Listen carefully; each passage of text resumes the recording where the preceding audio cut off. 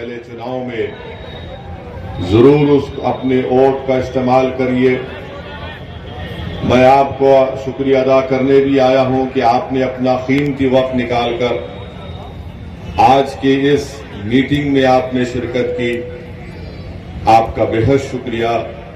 अल्लाह आपके जज्बे को और मजबूत करे और मजलिस से वाबस्तगियों को अल्लाह आपके नस्लों में दाखिल कर दे।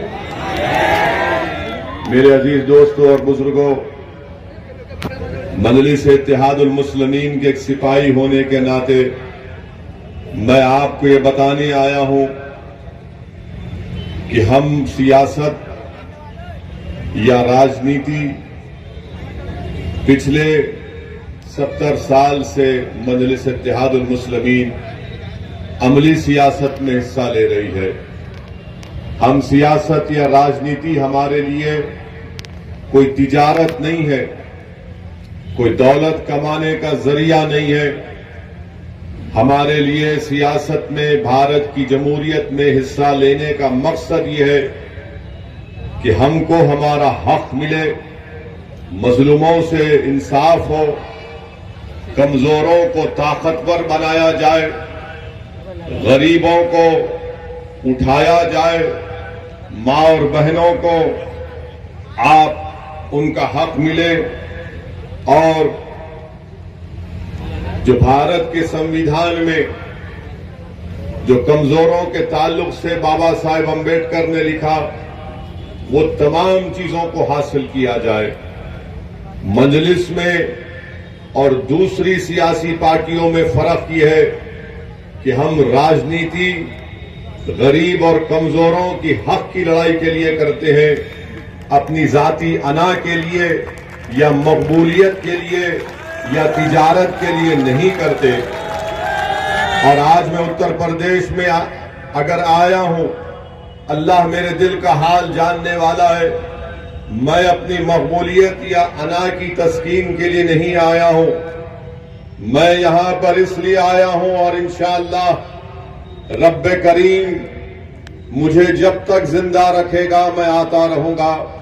मेरा आने का मकसद यह है कि आपको नेता बनाया जाए। मेरे आने का मकसद एक ही है कि आपको हिस्सेदारी की लड़ाई में आपको अपना हिस्सा मिले, आपके मसाइल का हल हो, आपको इज्जत और वो मुकाम, वो मान और सम्मान मिले जो दीगर लोगों को मिलता है। यही मजलिस है इत्तेहादुल मुस्लिमीन का मंशा, मकसद और पैगाम है।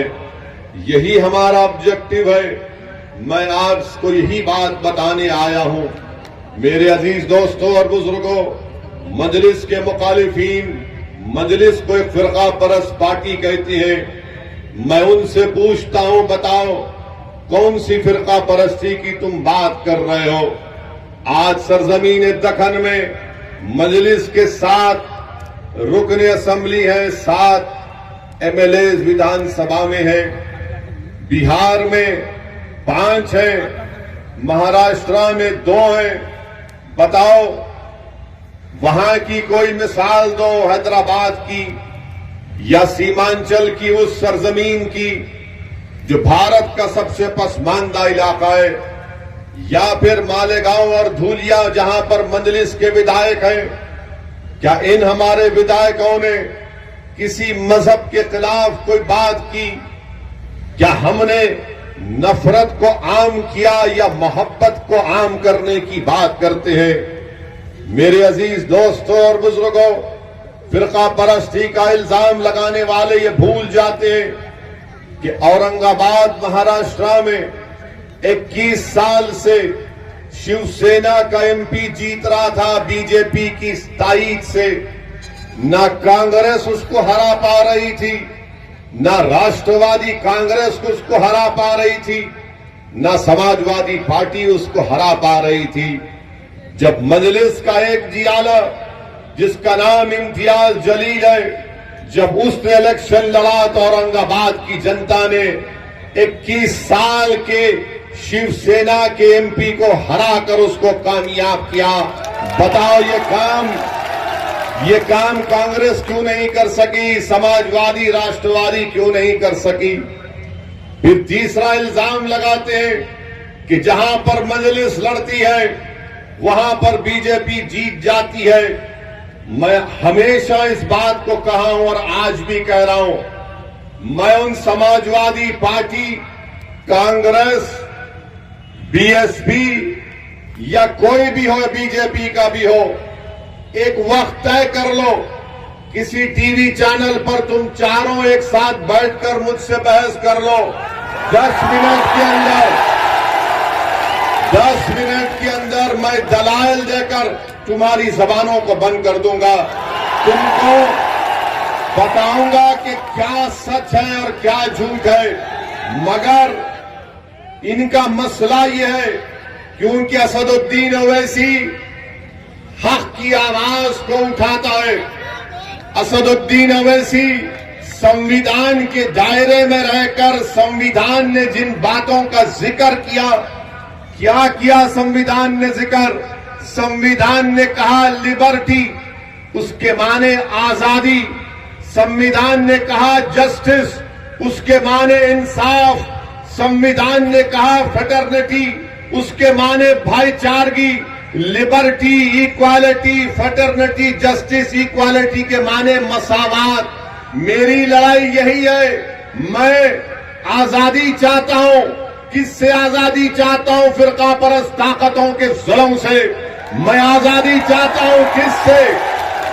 मैं आजादी चाहता हूं उन पार्टियों से जो आरएसएस का उम्मीदवार हसनपुर में उतारकर मुझसे कह रहे हैं कि तुम गुलामी इसकी करो। मैं भाईचारगी चाहता हूं, मैं भाईचारगी फ्रेटर्निटी चाहता हूं। क्या चाहता हूं? इसीलिए हमने भागीदारी परिवर्तन मोर्चा को बनाया।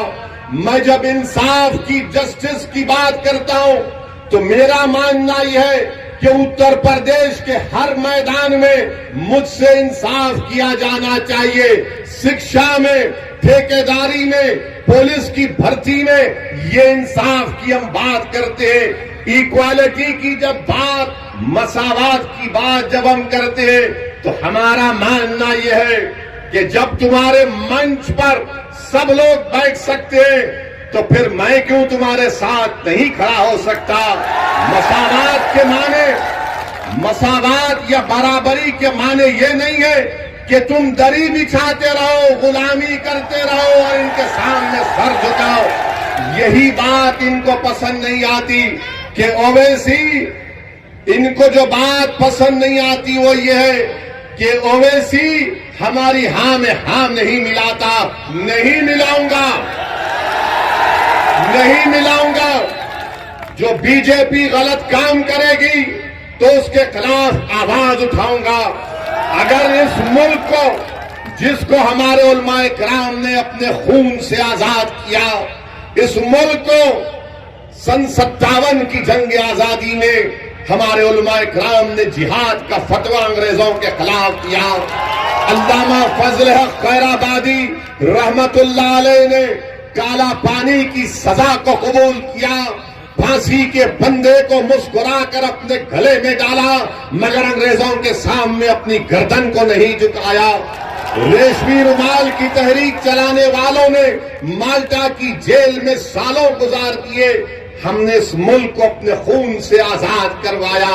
ये मुल्क मेरा भी है, सबका मुल्क है। मगर आज अगर बीजेपी इस मुल्क के सेकुलर कैरेक्टर को बदलने की बात करती है तो असदुद्दीन ओवैसी मोदी की आंख में आंख डालकर बोलता रहा और बोलता रहेगा इंशाअल्लाह ताला।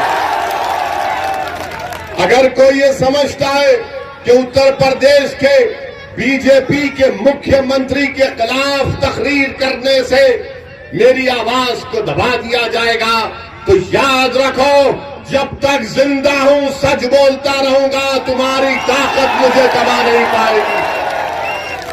आज इल्जाम लगाती है कि मजलिस के लड़ने से बीजेपी जीत जाती है। बोलते हैं ना, सुना आपने? बहुत से मुनाफिकीन है जो ये बात को करते रहते हैं। मैं उनसे कह रहा हूं, अगर तुम्हारे दिल में तुम्हारी सोच में अगर राई बराबर जमीर जिंदा है तो सुनो मेरी इस बात को। बताओ 2014 के पार्लियामेंट के चुनाव हुए थे, क्या ओवैसी की पार्टी यहां से लड़ी थी? 75 लोकसभा की सीट पर बीजेपी कामयाब हो गई, मेरी वजह से जीती। समाजवादी पार्टी के 5 यादव परिवार के लोग कामयाब हो गए थे, याद है ना? 5 कामयाब हो गए। फिर 2017 का विधानसभा का चुनाव आया, हम लड़े इलेक्शन, मगर 400 विधानसभा की सीटें हैं, वहां पर कैसे बीजेपी जीत गई? समाजवादी कांग्रेस के साथ बसपा अपनी ताकत पर लड़ रही थी, मगर इल्जाम किस पे लगाते हैं? नहीं, ओवैसी आया था। 2019 का लोकसभा का चुनाव हुआ, हम नहीं थे, समाजवादी और बसपा मिलकर लड़े, बहन जी और ये मोहतरम मिलकर लड़े।